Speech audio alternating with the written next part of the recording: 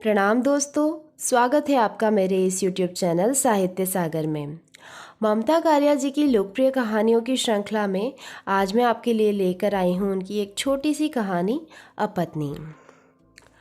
हम लोग अपने जूते समुद्र तट पर ही मैले कर चुके थे, जहाँ ऊंची ऊंची सूखी रेत थी। उसमें चले थे और अब हरीश के जूतों की पॉलिश व मेरे पंजों पर लगी क्यूटेक्स धुंधली हो गई थी। मेरी साड़ी की परतें भी इधर उधर हो गई थी। मैंने हरीश से कहा, उन लोगों के घर फिर कभी चलें? लेकिन हम कह चुके थे। मैंने आज भी वही साड़ी पहनी हुई है, मैंने बहाना बनाया। वैसे बात सच थी, ऐसा सिर्फ लापरवाही से हुआ था। और भी कई साड़ियाँ कलफ लगी रखी थी, पर पता नहीं कैसे मैं यही साड़ी पहन आई थी। तुम्हारे कहने से पहले ही मैं समझ गया था, हरी ने कहा। उसे हर बात का पहले से ही भान हो जाता था। इससे बात आगे बढ़ाने का कोई मौका नहीं रहता। फिर हम लोग चुप चुप चलते रहे, इधर उधर के लोगों और समुद्र को देखते हुए। जब हम घर में होते बहुत बातें करते और बेफिक्री से लेटे लेटे ट्रांजिस्टर सुनते, पर पता नहीं क्यों बाहर आते ही हम नर्वस हो जाते हैं। हरी बार बार अपनी जेब में झांक कर देख लेता कि पैसे अपनी जगह पर है कि नहीं, और मैं बार बार याद करती रहती कि मैंने अलमारी ठीक से ताला लगाया कि नहीं। हवा हमसे विपरीत बह रही थी। हरीश ने कहा, तुम्हारी चप्पलें कितनी गंदी लग रही है, तुम इन्हें धोती क्यों नहीं? कोई बात नहीं, मैं साड़ी में छिपा लूँगी, मैंने कहा। हम उन लोगों के घर के सामने आ गए थे। हमने सिर उठाकर देखा, उनके घर में रोशनी थी। उन्हें हमारा आना याद है। उन्हें दरवाज़ा खोलने में 5 मिनट लगे। हमेशा की तरह दरवाज़ा प्रबोध ने खोला। लीला लेटी हुई थी। उसने उठने की कोई कोशिश न करते हुए कहा, मुझे हवा तीखी लग रही थी। उसने मुझे भी साथ लेटने के लिए आमंत्रित किया। मैंने कहा, मेरा मन नहीं है। उसने बिस्तर से मेरी ओर फिल्म फेयर फेंका। मैंने लॉक लिया। हरी आंखें घुमा घुमा कर अपने पुराने कमरे को देख रहा था। वह यहाँ बहुत दिनों बाद आया था। मैंने आने ही नहीं दिया था। जब भी उसने यहाँ आना चाहा था, मैंने बियर मंगवा दी थी, और बियर की शर्त में मैं उसे किसी भी बात से रोक सकती थी। मुझे लगता था कि हरी इन लोगों से ज़्यादा मिला तो बिगड़ जाएगा। शादी से पहले वह यहीं रहता था। प्रबोध ने शादी के बाद हमसे कहा था कि हम सब साथ रह सकते हैं। एक पलंग पर वे और एक पलंग पर हम सो जाया करेंगे, पर मैं घबरा गई थी। एक ही कमरे में ऐसे रहना मुझे मंजूर नहीं था, चाहे उससे हमारे खर्च पर काफ़ी फ़र्क पड़ता। मैं दूसरों की उपस्थिति में पाँव भी ऊपर समेट कर नहीं बैठ पाती। मैंने हरी से कहा, मैं जल्दी नौकरी ढूंढ लूँगी, वह अलग मकान की तलाश करें। प्रबोध ने बताया, उसने बाथरूम में गीज़र लगवाया है। हरीश ने मेरी तरफ उत्साह से देखा। चलो देखें। हम लोग प्रबोध के पीछे पीछे बाथरूम में चले गए। उसने खोलकर बताया। फिर उसने वह पैक दिखाया जहाँ तौलिया सिर्फ खोंच देने से लटक जाता था। हरी बच्चों की तरह खुश हो गया।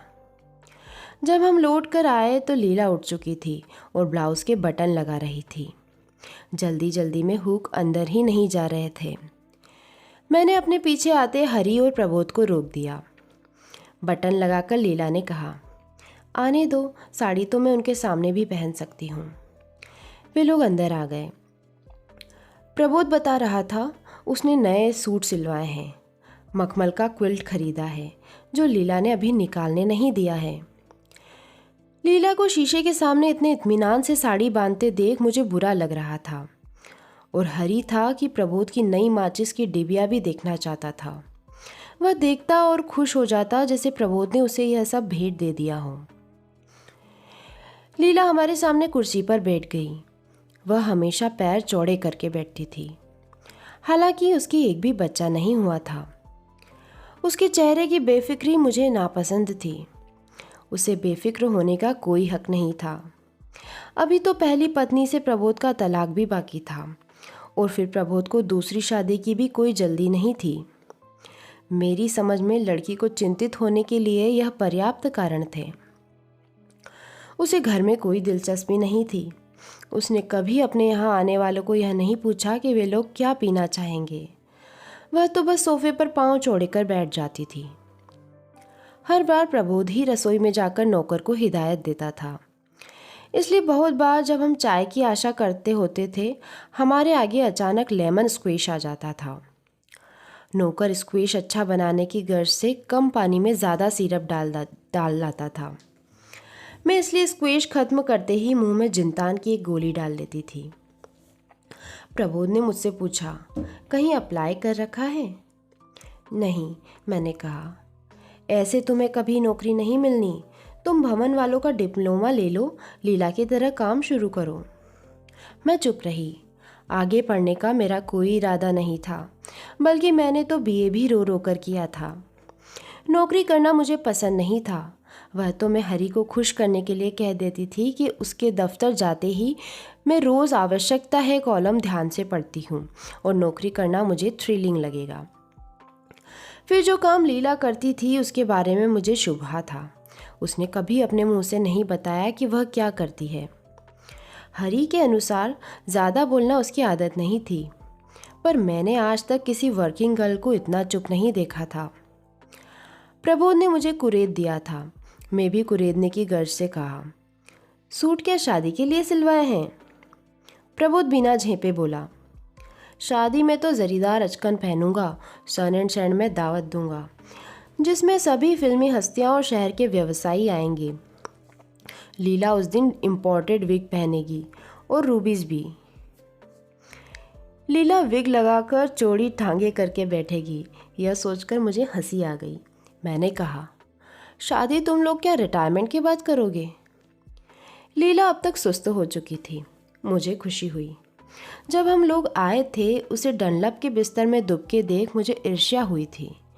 इतनी साधारण लड़की को प्रबोध ने बांध रखा था, यह देखकर आश्चर्य होता था।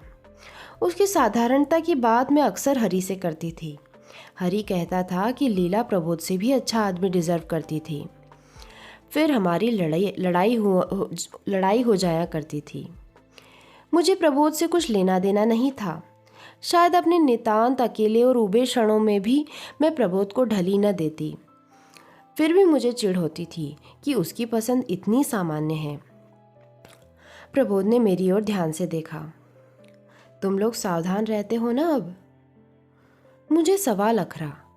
एक बार प्रबोध के डॉक्टर से मदद लेने से ही उसे यह हक महसूस हो, मैं यह नहीं चाहती थी, और हरीश था कि उसकी बात का विरोध ही नहीं करता था। प्रबोध ने कहा, आजकल उस डॉक्टर ने रेट बढ़ा दिए हैं। पिछले हफ्ते हमें 1,500 देना पड़ा। लीला ने सकुचा कर 1 मिनट के लिए घुटने आपस में जोड़ लिए। कैसी अजीब बात है, महीनों सावधान रहो और एक दिन के आलस से 1,500 रुपये निकल जाए, प्रबोध बोला। हरी मुस्कुरा दिया। उसने लीला से कहा, आप लेटिए, आपको कमज़ोरी महसूस हो रही होगी। नहीं, लीला ने सिर हिलाया। मेरा मूड खराब हो गया। एक तो प्रबोध का ऐसी बात शुरू करना ही बदतमीजी थी, ऊपर से इस संदर्भ में हरी का लीला से सहानुभूति दिखाना तो बिल्कुल नागवार था। हमारी बात और थी, हमारी शादी हो चुकी थी, बल्कि जब हमें ज़रूरत पड़ी थी तो मुझे सबसे पहले लीला का ध्यान आया था। मैंने हरी से कहा था, चलो लीला से पूछें, उसे इसे ठिकाने का ज़रूर पता होगा। लीला मेरी तरफ देख रही थी। मैंने भी उसकी ओर देखते हुए कहा, तुम तो कहती थी तुमने मंगलसूत्र बनवाने का ऑर्डर दिया है। हाँ, वह कब का आ गया, दिखाओ। लीला अलमारी की तरफ बढ़ गई। प्रबोध ने कहा, हमने एक नया और आसान तरीका ढूंढा है। लीला, ज़रा इन्हें वह पैकेट दिखाना। मुझे अब गुस्सा आ रहा था। प्रबोध कितना अक्खड़ है यह मुझे पता था, इसलिए हरी को मैं इन लोगों से बचा कर रखना चाहती थी। हरी जिज्ञासावश उसी ओर देख रहा था जहां लीला अलमारी में पैकेट ढूंढ रही थी। मैंने कहा, रहने दो, मैंने देखा है। प्रबोध ने कहा, बस ध्यान देने की बात यह है कि एक भी दिन भूलना नहीं है, नहीं तो सारा कोर्स डिस्टर्ब। मैं तो शाम को जब नौकर चाय लेकर आता है तभी एक गोली ट्रे में रख देता हूँ। लीला अलमारी से मंगलसूत्र लेकर वापस आ गई थी। बोली, कभी किसी दोस्त के घर इनके साथ जाती हूँ तब पहन लेती हूँ। मैंने कहा, रोज़ तो तुम पहन भी नहीं सकती ना, मुश्किल खड़ी हो सकती है। कुछ ठहर कर मैंने सहानुभूति से पूछा, अब तो वो प्रबोध से नहीं मिलती? लीला ने कहा, नहीं मिलती। उसने मंगलसूत्र मेज पर रख दिया। प्रबोध की पहली पत्नी इसी समुद्र से लगी सड़क के दूसरे मोड़ पर अपने चाचा के यहाँ रहती थी। हरि ने मुझे बताया था, शुरू शुरू में जब वह प्रबोध के साथ समुद्र पर घूमने जाता था, उसकी पहली पत्नी अपने चाचा के घर की बालकनी में खड़ी रहती थी और प्रबोध को देखते ही होंठ दांतों में दबा लेती थी। फिर बालकनी में ही दीवार से लगकर बाहों में सिर छिपाकर रोने लगती थी। जल्दी ही उन लोगों ने उस तरफ जाना छोड़ दिया था। प्रबोध ने बात का आखिरी टुकड़ा शायद सुना हो, क्योंकि उसने हमारी तरफ देखते हुए कहा, गोली मारो मनहूसों को। इस समय हम दुनिया के सबसे दिलचस्प विषय पर बात कर रहे हैं। क्यों हरि, तुम्हें यह तरीका पसंद आया? हरि ने कहा, पर यह तो बहुत भुलक्कड़ है, इसे तो रात को दांत साफ करना तक याद नहीं रहता। मैं कुछ आश्वस्त हुई। हरि ने बातों को ओवन से निकाल दिया था। मैंने खुश होकर कहा, पता नहीं मेरी याददाश्त को शादी के बाद क्या हो गया है, अगर ये ना हो तो मुझे तो चप्पल पहनना भी भूल जाए। हरि ने अचकचाकर मेरे पैरों की तरफ देखा। वादे के बावजूद मैं पाँव छिपाना भूल गई थी। उठते हुए मैंने प्रबोध से कहा, हम लोग बटरौली जा रहे हैं, आज स्पेशल सेशन है, तुम चलोगे? प्रबोध ने लीला की तरफ देखा और कहा, नहीं, अभी से नाचने में तकलीफ होगी। तो दोस्तों, ये थी कहानी अपत्नी। आपको कहानी कैसी लगी मुझे कमेंट बॉक्स में लिखकर ज़रूर भेजना, और अगर आपको मेरी कहानियाँ पसंद आ रही है तो प्लीज़ मेरे चैनल को सब्सक्राइब ज़रूर कीजिएगा। आपका बहुत बहुत धन्यवाद।